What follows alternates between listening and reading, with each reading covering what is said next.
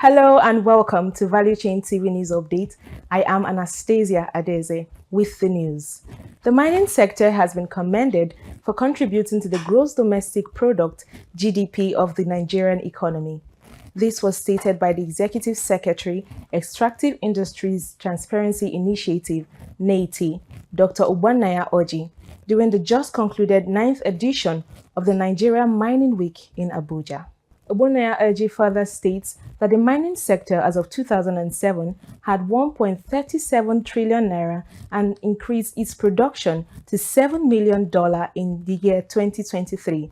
He also added that the sector has increased its international market. As our nation seeks to diversify its economy, the mining sector stands out as a vital driver for this initiative. The findings from NITE's recent reports for last year, 2022 and 2023, speaks directly to this initiative. This recently released report for 2023 underscores the sector's potential and its incremental progress. Over 16 cycles of reports, which began in 2007, between 2007 and 2023, the solid minerals industry has contributed a cumulative sum of 1.137 trillion naira or $3.86 billion directly to government coffers.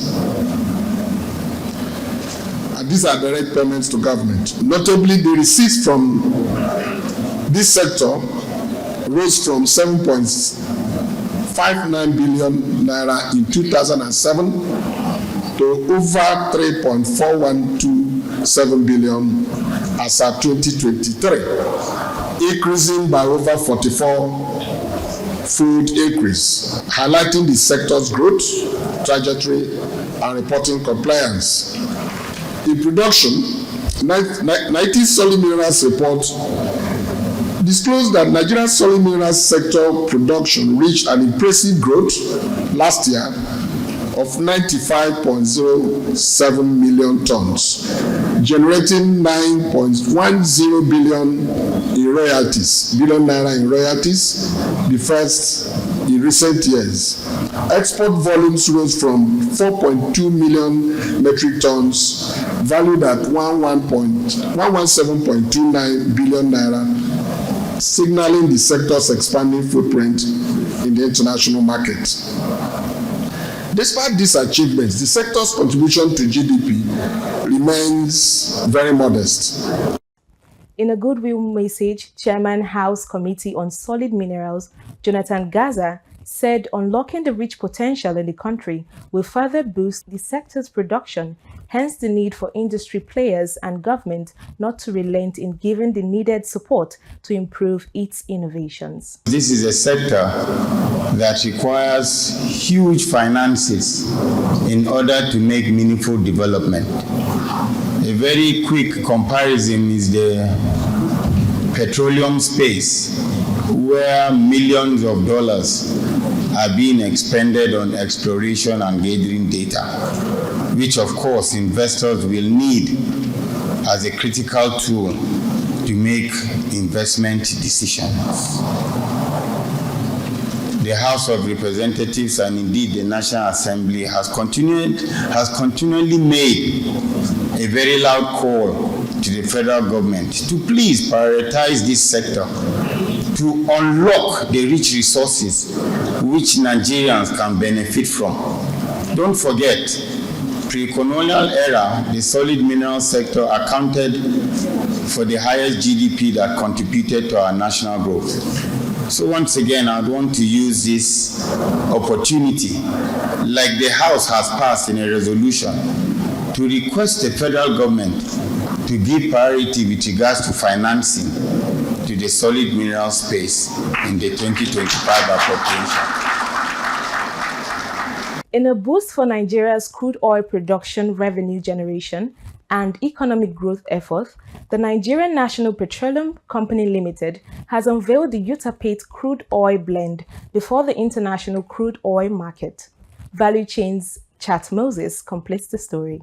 Recall that in July 2024, NNPC Limited and its partner, the Sterling Oil Exploration and Energy Production Company Limited, introduced the Uttar crude oil blend, following the lifting of first cargo of 950,000 barrels, which headed for Spain.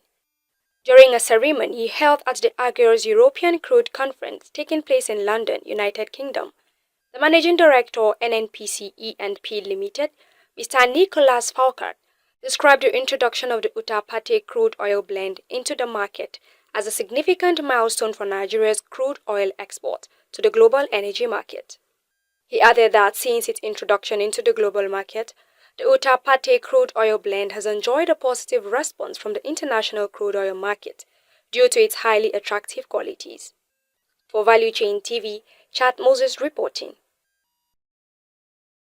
To mark the National Children Leadership Conference organized by the Children of Africa and Values Development Initiative, a parliament session presided by the Deputy Speaker Ibrahim Zana called the federal government to allocate 50% of the subsidy savings for the rehabilitation and advancement of the nation's healthcare sector, with a special focus on maternity and child health services. Meanwhile, a collaboration between Airtel Africa and United Nations Children's Fund UNICEF has revealed that it has connected over 1,500 schools to the internet, trained 17,000 teachers, and reached nearly 1 million learners with quality digital education resources across 13 African countries.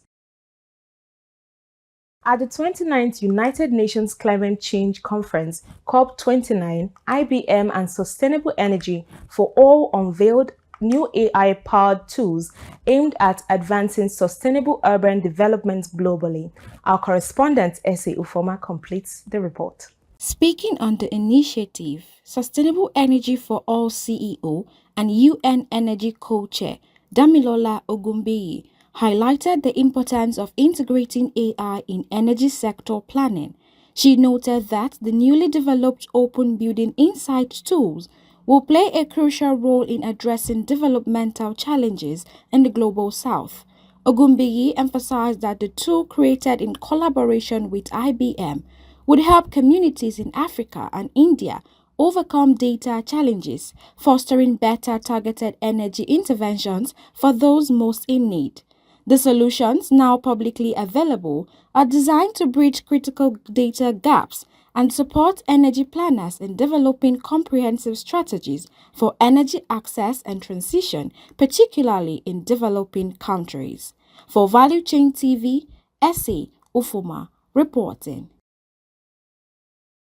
And on the international scene, the United States Department of Justice has demanded that Google sells off Chrome, the world's most popular web browser. The U.S. Department of Justice said the order is aimed at stopping the tech giant from maintaining its monopoly in online search. Government lawyers also recommended that District Judge Admit Mehta force the firm to stop entering into contracts with companies, including Apple and Samsung, that makes its search machine the default on many smartphones and browsers. The proposed remedies stem from a landmark anti-competition ruling in August, in which Judge Mehta found Google illegally crushed its competition in online search.